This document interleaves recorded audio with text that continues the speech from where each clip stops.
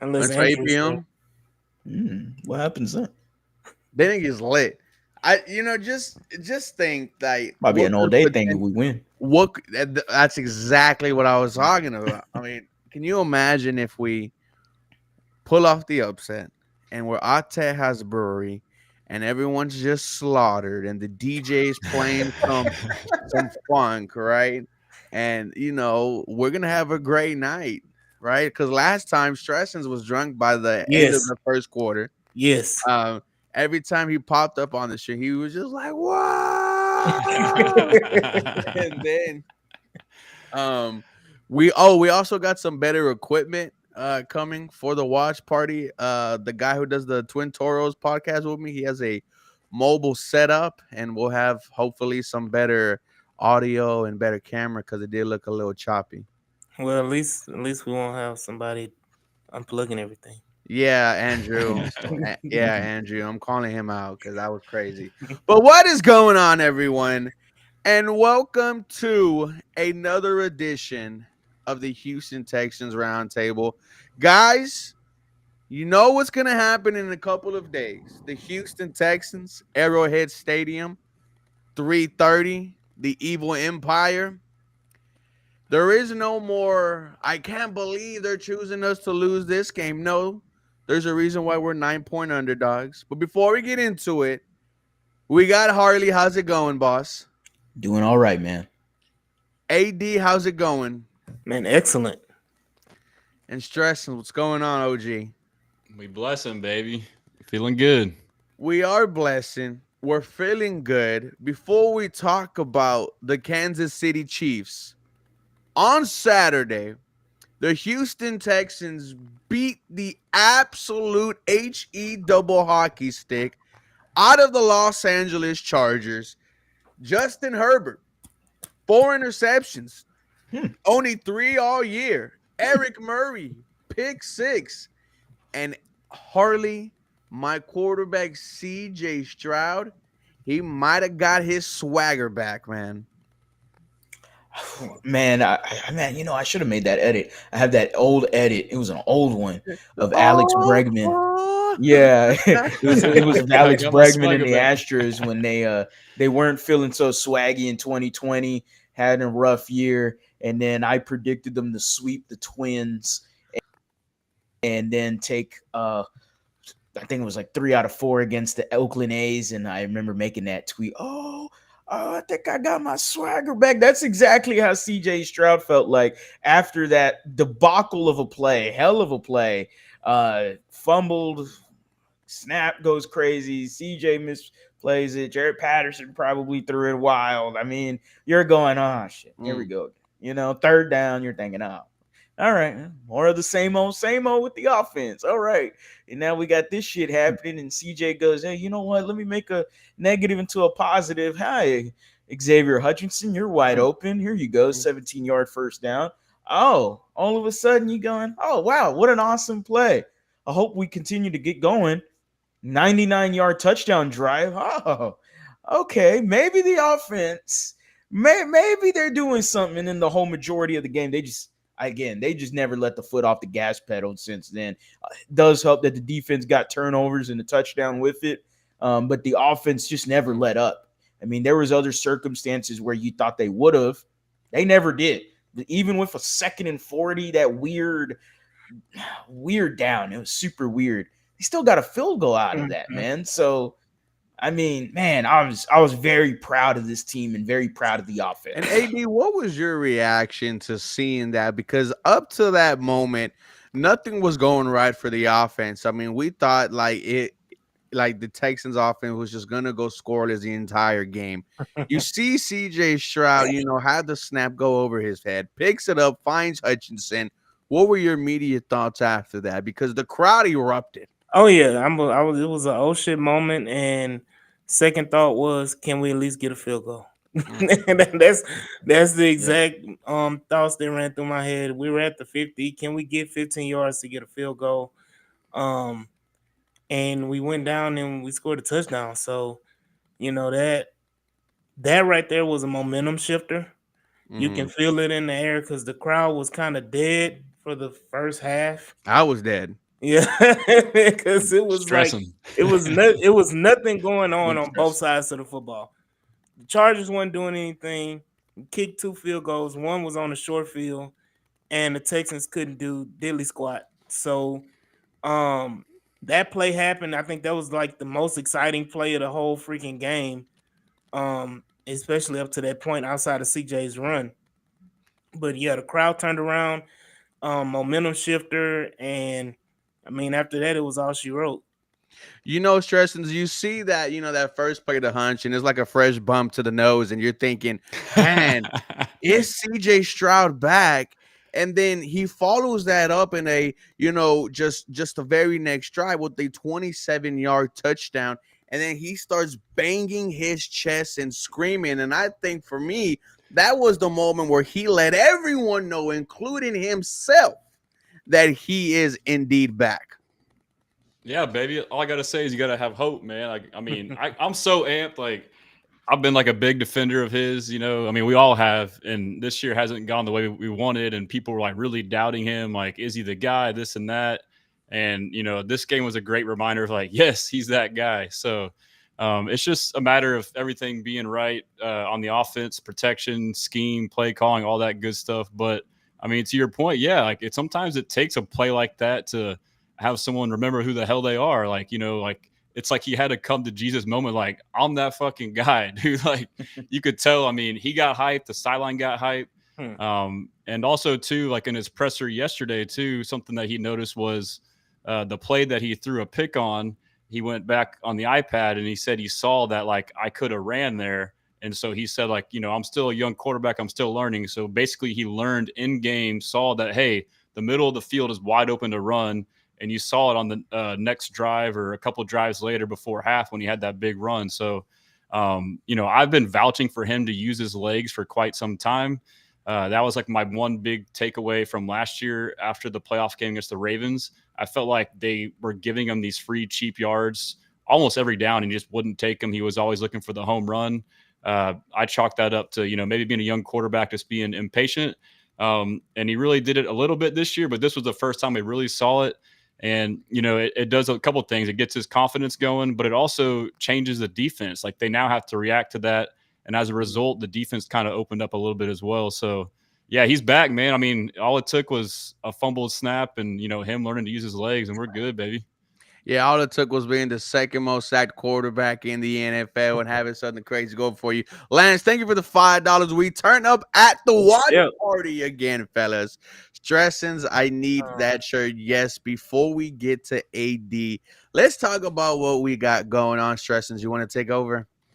Yeah, for the watch party, we're running it back. I mean, deja vu, but we're hoping for a different outcome this time. So, for those of you who weren't there, it's at Tejas Brewery in the Heights, Sawyer Yards area. I believe it used to be Buffalo Brewing Brewery before that. It's a 3-story building, and we'll be on the top floor. We'll also have access to the second floor, but most of us will be on the third floor. It's got probably one of, if not the best view of downtown. They have great beer. They have awesome food. Ruben, myself, Harley. I think AD unfortunately has prior commitments and can't make it, but we'll be on the live stream as well. I will have some shirts that'll be selling after the game. And that's pretty much it. We got Crenshaw and Kenneth the Messenger who'll be performing their song before the game. And yeah, I mean, just good vibes. Last time Aziz showed up, hopefully, like, maybe we might get another guest appearance. Who knows? Maybe Stephon Diggs. We'll have to see and wait what happens, man. Okay.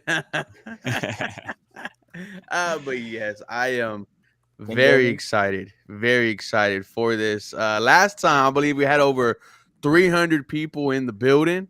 And I'm pretty sure if it would have resulted in a Houston Texans victory, the place would have erupted right after. But hey, it's against the Kansas City Chiefs again. Hopefully we get our lick back and hopefully we're celebrating. But yes, we will be there this Saturday. I'm going to try to get there pretty early. Hope y'all can make it, man, because to see so many content creators out there, to see the people that we talk to every day on Twitter or Instagram, Facebook is really cool, to put a face to a person. So, dude, shout out to everyone who pulled up. I can't wait for more. AD, Well, you had well, something. real quick, Ruben. That's the point of all this, in my opinion, is for Yeah. us to connect. I mean, we all interact with each other daily, so it's kind of cool to we had this community to meet in person and watch the Texans together. So yeah, I second that. And the food's pretty good too, Oh, actually. it's damn good That pizza, from a fat guy. hey, Hey, hey, that hey, pizza brought me back to highly life. I was recommend. a little slaughtered, and I ate a couple slices. I was like, all right, let's The go. no, the wings were underrated. Really? That's some of the best wings in the city. Yeah, I need to try them Okay. next time. Shit. Okay, I'm gonna have to try yeah, that out, man. Yeah, yeah, yeah. How about yeah. next time we go food first, then beer? Yeah. Because we started with Solid base That is layer. Oh, true. we we went beer. started We had pictures on slamming. pictures. Dude, whoever bought the first picture, then all of a sudden one just kept on coming just right after. And I was like, oh my I God. think I bought one. Chef bought one. It's just and every time we looked up, it was a picture on the table. That just goes to show you, man, the fact that we're able to, share food with each other, drink beer with each other, man, just goes to show that, we all love each other and we all, want the best for everyone at the end of the day. But going back to the game, AD, CJ Stroud put the Superman cape on. Mhm. And we needed to see this because after the unfortunate injury to Tank Dell, lifeless from the Houston Texan offense after that. Then against the Baltimore Ravens, once again, lifeless. This was an entirely different Houston Texan offense, and it started with CJ Stroud after that play to Hutch. Yeah, I mean that run that Stressens was talking about. You were talking about. You like he's arrived. I want to take a quote from my guy Mike, who was in the DM one time. He said, "I'm me." Ooh. So, but definitely, CJ Swagger was back. CJ performed well. I'm more excited about the run game performing the way they performed at the end of the game, Mm, and the running game and a line getting their swagger that they've never Mhm. had the whole season. But finally getting some semblance of a swagger. Titus Howard, Laramie Tunsil, he was actually happy. like blocked well in the run game. He had a good game. So all of those different things, yes, CJ Stroud definitely was needed. I think that play was more needed for him and his confidence than anything else. And he kind of his play showed it the rest of the game. He was confident in his throws. He didn't, he wasn't, what they call it, quick feet in the pocket. Mhm.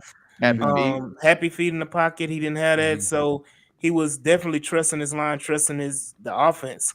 And shout out to Bobby Slowick for actually calling quick game and, and Bob with the getting the fade. ball out of his hands. Hey, when he does good, you call him Bob Slowick. That's what I've been doing. Did he have a fade or no? Yeah, hold on. That's one of two issues I had with All right, Bobby talk Slowick to me. play Talk to calling. me. The fade route that he had was to goddamn Dalton Schultz. Why would you throw a fade to Dalton Schultz? On What Derwin during James James, the in best coverage? cover Yeah, there safety in you the go. Like the second one was calling that freaking Third and halfback one. I pass. knew it. I knew it. That's the No. one. Yeah, And that's the one where I was just pissed about. Like, what are you yeah. doing? But killed then all the they, momentum. Hold but on. then they got it back later Yeah, on. they got it. They got it right back the next play. But the baffling thing about it is that when we watched it last night on H Town Rundown, the All 22, not only was it a halfback pass, it was a halfback throwback to CJ. It was a halfback Oh throwback yeah, to Oh, really? CJ. CJ was coming around the corner wide open. wide open, but there was a safety sitting right there. And if Joe Mixon, if he didn't stand up and just rifle it to him, if he had any air under that ball, it could have been a pick six too. So either way, it was a dangerous play. I'm like, you don't even have to call that there. You Mm. just Yeah. made a big play to get down there Big third down too, man. with Nico. So why would you even normally at this point I'm like, go back to old school Bobby, hand it off. Like hand it off on first down after a big play. But I'm like, that pissed me off. And of course the fade to Dalton Schultz. That And dude, that route Wow. too by Schultz, like it was like a wheel route, but like he didn't even Yeah. run it out and up. He didn't even like fake block the guy. It was like the weirdest route. It was just trash, dude. Let me say this: if it was Nico Collins would have caught it for a touchdown, because it was not a Yeah, bad ball. It was it a was good a. ball. It had to be a absolute perfect ball for him to like Mm. maybe catch a touchdown. But it was. I agree. It was actually a pretty good ball. Derwin just made a hell of a play in the ball, and honestly, Schultz isn't the most aggressive at the catch point. He didn't really go up for it. Yeah. Oh, he's lazy. That's Dalton Schultz. Come That's on. Dalton Schultz. He got paid, and yeah, I'm not gonna keep on going in on that, man. I'm convinced he's hurt, dude. Nah, he gets 3 or 4 His catches. feelings are hurt like Deontay. Yeah, I mean, and then let's get to that. Houston Texans, they waive veteran wide receiver Deontay Johnson. Now, my first reaction, I tweeted, I don't understand what's going on. Then 5 minutes later, we found out why, Harley. And that was not only was he lining up wrong, while he was out there on the field, according to guys like Big Sarge, Landry Locker, and Cody Stutes, he was visibly upset in the locker room after the belt to ass whooping on the Los Angeles Chargers. And captains Aziz Al-Shire and Joe Mixon had to calm him down. I'm guessing Nick Casario saw that and was like, yep, it's raps. And like D'Amico Ryan said, it didn't work out on the Kansas City. But your thoughts on, Deontay Johnson just wasting a prime opportunity, in my opinion, for him to, find himself a role on this team, not only for this postseason, but potentially next year also. What really hurts is like just looking at it, like taking it a Texans fan mindset out of it. This hurts him in terms of the rest of the 31 teams in the league, or considering I maybe say 27 or 28, however many that he jumped past through this year. I mean, he went from Panthers, Ravens, Steelers, Ravens, Texans, Ravens. Like he's a cheese tray. Everyone he just a cheese tray, you know what cheese tray is? Everyone gets a piece of the cheese tray, That's all he is. And unfortunately, it's some nasty cheese because the cheese ain't coming well, man. It's unfortunate because we do know that man, he can run routes. Like that is one thing about Deontay Johnson. He can run routes. He can route them up with some of the best. I'm gonna be honest. The dude is a really good route runner. But if your head ain't into it, man, pause. But I mean, if you ain't got the right head or the right mindset, I mean, come on, man. You already know D'Amico Ryans. He mentioned this from his introductory press conference, man. Like he talked about the team and the identity of his team and what he wants guys to follow, a certain line that he wants them to follow. And I mean, come on, you mentioned it. You got captains over here trying to console this dude. He's upset after a big playoff win. Like, so you don't give a damn about a Super Bowl, my guy? Like you don't give a damn about the bigger picture? Like that's I always like, man, I'm like, man, I don't give a fuck if the person behind me is playing better than me, then bench me. Like let him start. Like I'm always about winning. I want to win the game. I do not give a damn about stats. Is he upset? Oh well. Boo-hoo. Cry about it somewhere else. You're now a Raven again for a little compensatory pick. Who knows what happens there? Whatever. Good riddance. He's what every NFL fan thought was going to be Stephon Diggs, and that just did not happen. And hey, it is what it is, man. It sucks considering the wide receiver depth. It sucks. Go ahead, AD. Like that hurts. Like Carly said, the depth we don't have at all. I mean, we just signed, knee killer, Jared Wayne, to the active roster. The knee killer, the I was like, nickname, who? elite nickname, Bro. just not for the right team. And then you lose Case over the IR, so you lose a weapon at that. And is the fact that his introductory interview, I don't want to call his press, it wasn't a press conference, it was him in the locker room when they signed him. He stated that he was a team first guy, he's all about the team and everything like that. It was just bullshit. It was just you just lied. You just straight up lied. And then you come here and you're doing everything for yourself. Like you want, and let's be honest, he wanted to play to get his numbers up so that he can get a contract. What happened? Well, No, Lance with the $5. Johnson's a Raven plant. He went to 4 different teams and got info for the Ravens because back with the Ravens now. Stay woke. Now, listen, if anyone believes in plants, it's myself. I had to prove to Harley that there is a Houston Texans industry plant still there right now. I'm not gonna let you know who it is. You could figure it out. But We'll talk crazy about it after. crazy conspiracy theory. Would it surprise me? Absolutely not. Neat killer is crazy. It is. It is It, crazy. it is, James. But New shirt. yeah, no. Jared Wayne, the knee killer. Does Wayne get one of those T-shirts? Yeah. You think they gave him a Tank Dell shirt? Oh, Man. I mean, he has to feel terrible though. That's crazy. That's fucking funny. People talk about CJ crying. He was crying too. He thought he was about to be cut. I would be. Nobody give a shit. fuck about no Jared Wayne though, man. Watch him make a crazy play. Yeah, some redemption coming. He's gonna get the Right, game right. winner. It's just- Some it's gonna be stupid ass something. 3rd and 11, and he gets like a 17-yard first down or something. What's crazy is if it's like a tied game or a close game, and he ends up catching the game-winning touchdown. You remember Vincent Smith against the Eagles? It's gonna Yeah, be I like was just that. about to bring it up. What a pool, Dude. Oh, man.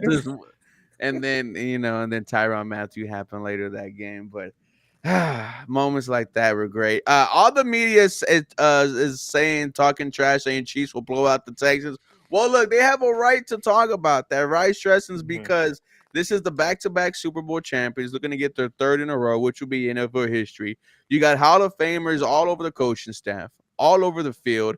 I got no issue with the Houston Texans being considered major underdogs this week against Kansas City.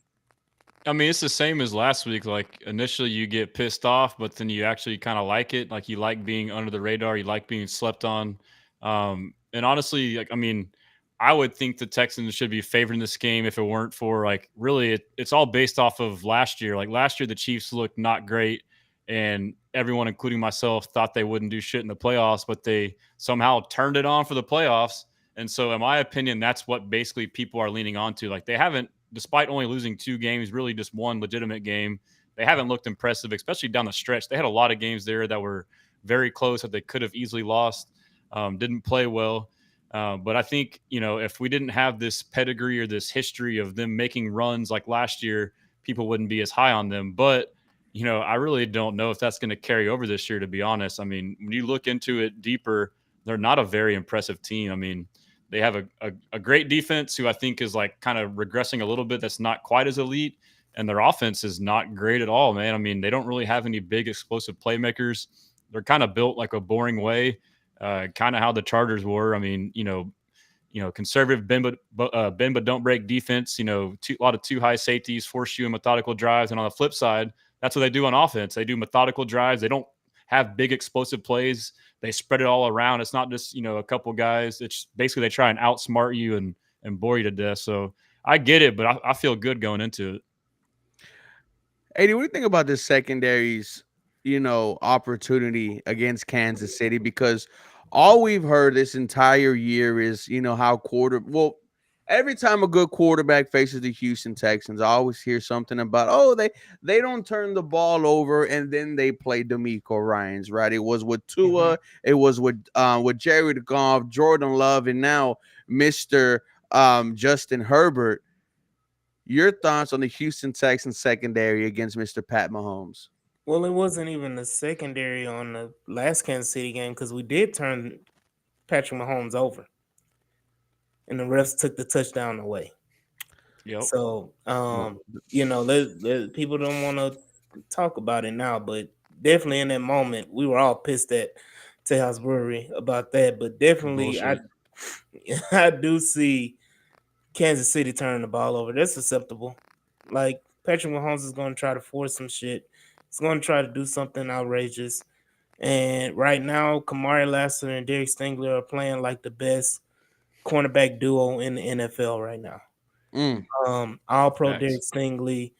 Hell, Kamari, the way he's played this year, he should have gotten a Pro Bowl vote for Pro Bowl as a rookie. I think he had what 4 interceptions this year. His Was ball I skills did. are insane. Pause. and what's crazy is that Oh, oh, yeah. he had 1 interception, in college, and then he ends up, 4 times that in the NFL. So it's crazy.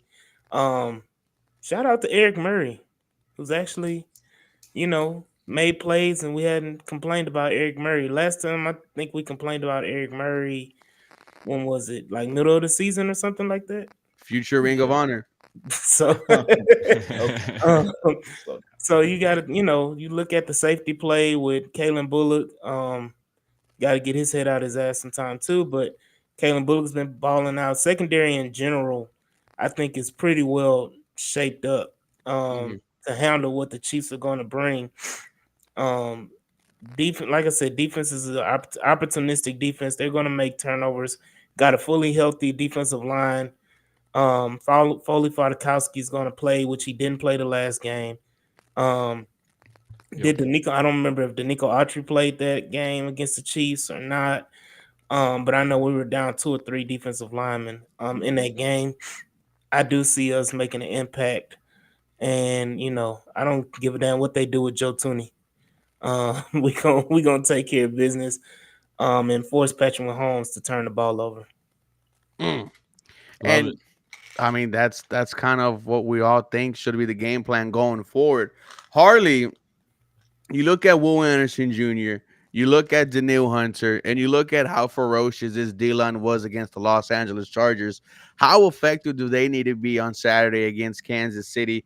Pat Mahomes, he's a little slippery than what people realize, but I think once again we're going to be talking about whoever had the best defensive line this game is winning on Saturday. I mean, you need another replicate performance from the defense, man. You need them to duplicate exactly what they did against the Chargers. Do it against the Chiefs, and it's not that hard of a task. I don't care what, I mean, to AD's point, I don't care what Joe Thuney is doing. He can play left tackle, left guard, quarterback, center, wide receiver, tight. It don't fucking matter, man. Joe Thuney at left tackle, like the dude is, I would say, is one of the best guards in football. But at left tackle, like, hey, good for you. You want to, Mhm. do whatever for the team. Hey, congrats. Versatility. But yeah, right. And with the Bill O'Brien word, but left tackle, my guy, you really want to go up against Daniel Hunter all game? Okay. Not me, not me, champ. I'm gonna stick to left guard. You know what? I'd rather go with Mario Edwards than Daniel Hunter.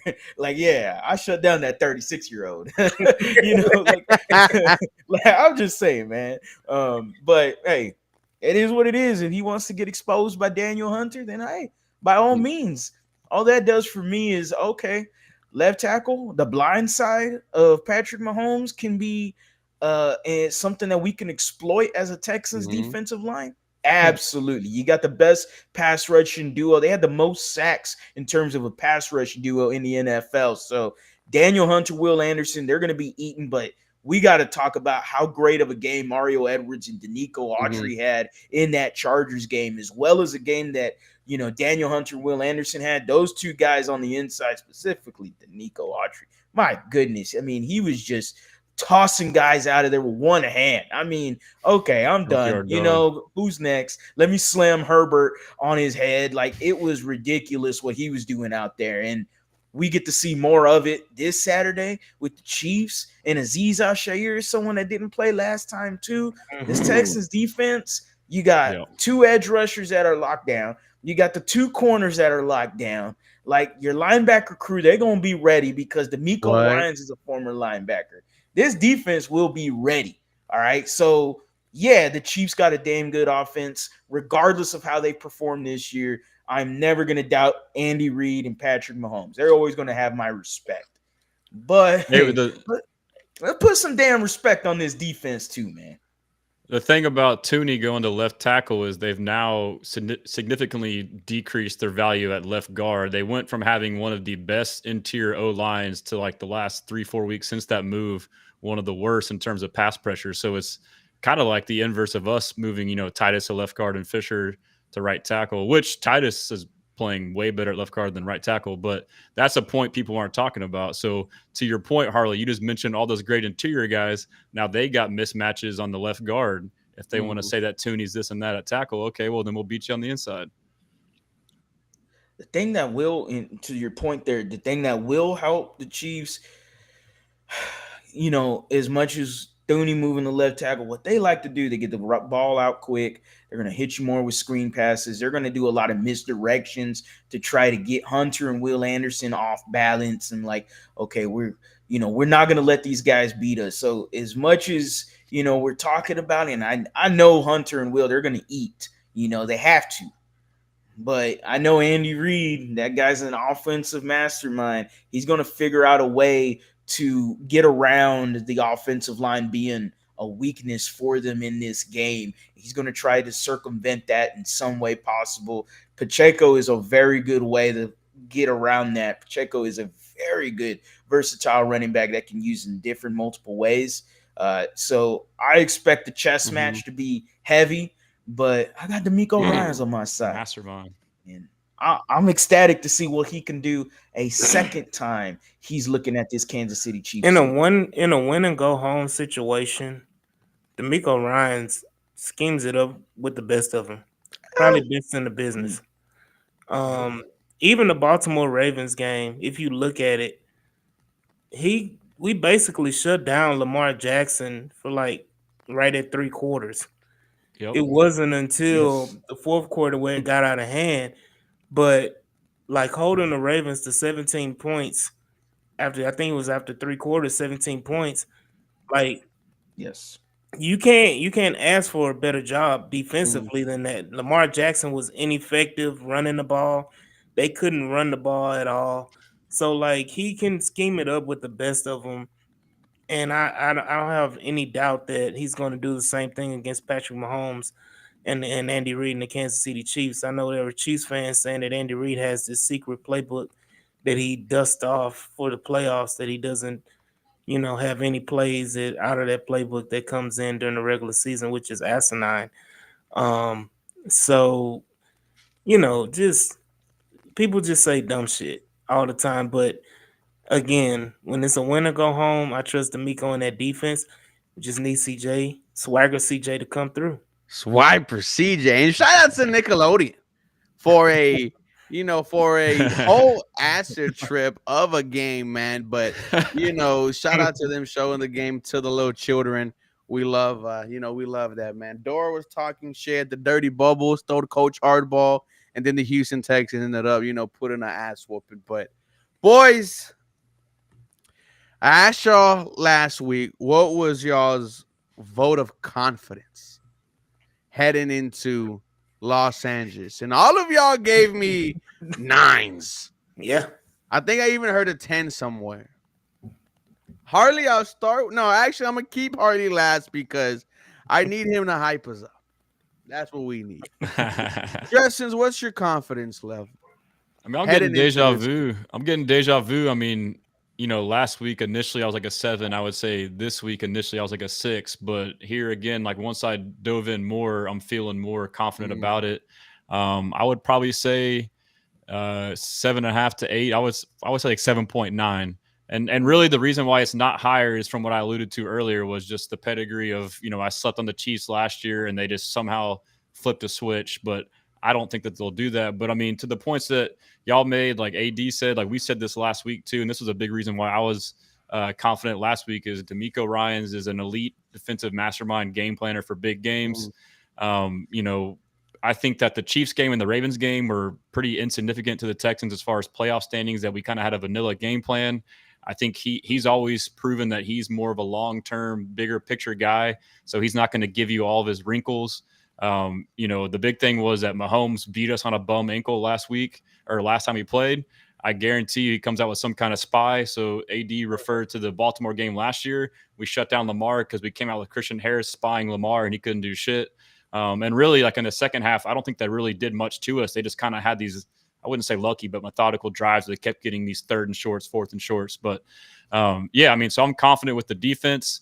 And then y'all mentioned it too. There's 2 big pieces that are critical to this defense. Probably the most two critical pieces. One is Aziz Alshire in the middle, your captain of the defense. Y'all saw him on the mic'd up, making the play call on a certain coverage that they saw, which was the inverted cover 2, in which Eric Murray had the pick 6. And then Foley Fatukasi, a very underrated guy in our team. He's basically, our run stopper. And to me, that's a big key besides Mahomes scrambling, is stopping their run. So, yeah, I feel pretty confident. And then, honestly, I think it's a defensive game. I don't think we need elite prime CJ. I just think we need average to slightly above average offense, and our defense will take care of the rest. That's all we need. So I'll say 7.9. What? Give me a score prediction. I think it's 20-17, man.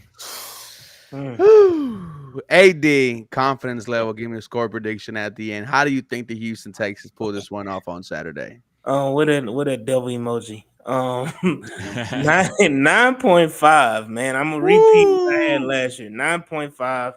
Confidence out the ass. Pause. And look, there's going to be a pick 6 or fumble 6 or something happening this game. We're gonna get our one that the refs took away. We're gonna get one back. CJ Stroud is gonna play a great game. You know who else is gonna play a great game on the offensive side of the football? Nico. Not none of the obvious, not the Nico, because we know Nico's gonna Titus. We know that Titus. We know that Tunsil and Titus and offensive line are going to have a good game. John Mechie. We know that. There you go. Jared Wayne. John Mechie is going to turn back the hands. The knee killer. No, knee killer. Knee killer. No, Hopefully, knee killer doesn't see the field. We're gonna see the crane. We're gonna see the crane touchdown celebration. Not one, twice. We're gonna see 2 John Mechie touchdowns. Give me 1 second. Yeah, I got the Houston Texans winning this game 34-17. Ooh. Hey. I was close last week. I was close last week. I had us 40 to 13 or whatever, and it was 32-12. So, hey, that's shocking the world. 34-17. Harley, what is your confidence heading into this game? How do you think it plays out? Give me a score prediction at the end, man. I don't know if I can follow that one. That's oh man, that 34-17 is crazy. I mean, it's not crazy, it's believable. I could believe that the Houston Texans can replicate that performance against the Chargers. I would say their best performance all year. Even though they dropped 40 points against the Patriots, it didn't even feel impressive when they dropped 41 against the Patriots. It felt like there was something just still missing. And with that Chargers game, you saw the offense for the majority of the game do its thing, have that swagger like we're talking about. CJ doing his thing, Joe Mixon doing his thing, the offensive line doing its thing.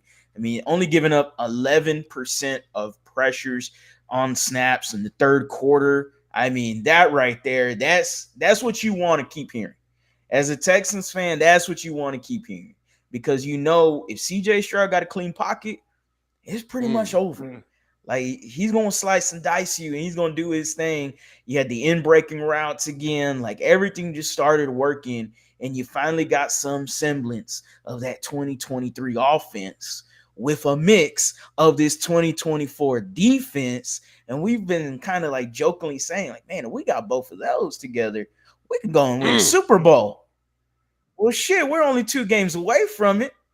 Now, obviously, it's one game at a time, and I get it. And this is the Kansas City Chiefs, and I can't be disrespectful to them, man. I understand they're the 2-time defending champs going for a 3-time defending champs, and they're as everyone would say, this is a David versus Goliath kind of matchup. Don't get me started on that, because let me tell you. Go ahead.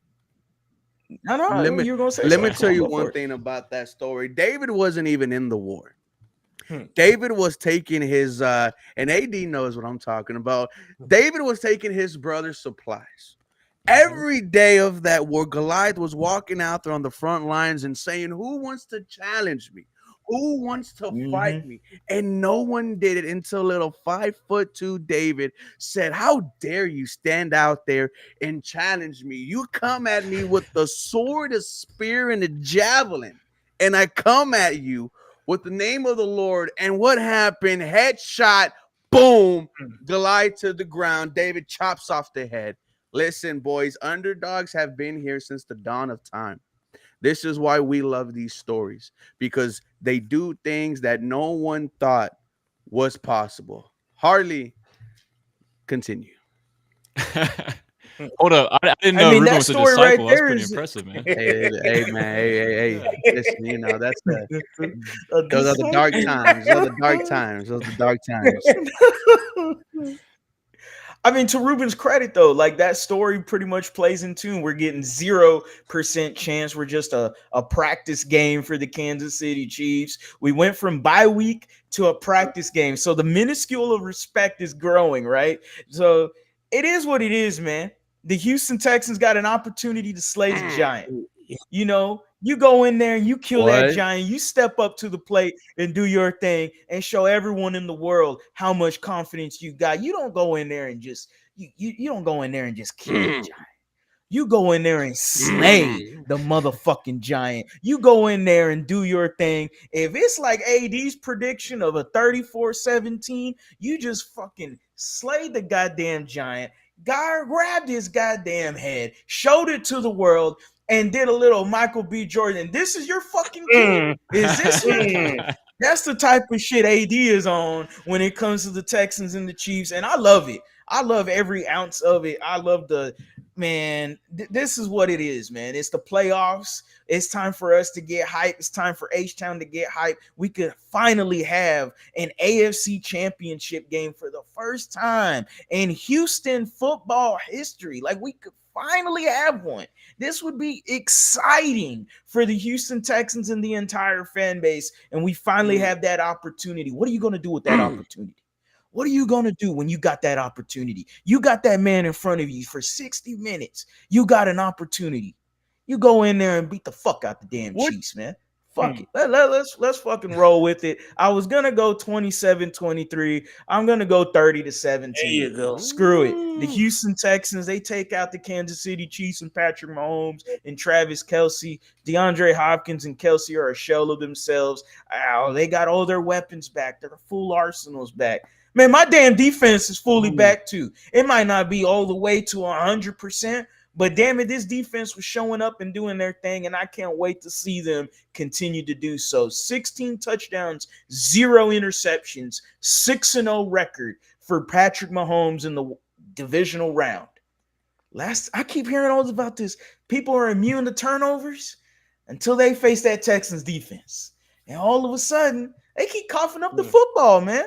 They look like little Bo Peep going up against us, man. So come on down and let's show you how many turnovers we can create, man.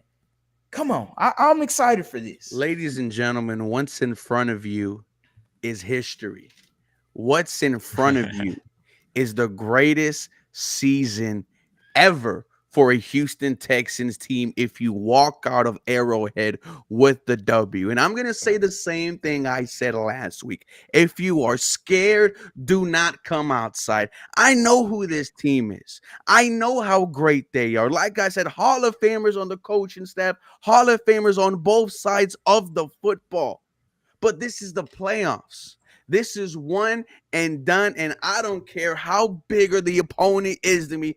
I'm going to feel like I can walk in and walk out, like Harley said, with its head in my right hand, and I say, is this your king? And that's what's going to happen on Saturday when the Houston Texans walk into the trap, walk into Kansas City, and they make them look dumb. The Houston Texans, they're going to be swarming Courage. Bernard Stroud is going to put on the Superman cape. Yes, I use his government name because he is going to do some criminal activities this Saturday at 3:30. We're going to be swarming. We're going to be swarming at Tejas Brewery. We're H-Town till we drown. There's 814 people in this live stream. 814 people that I would want to go to war with if it need be. Ladies and gentlemen, we are going to end today's episode. I am excited. We will see you this Saturday. Any final things, boys?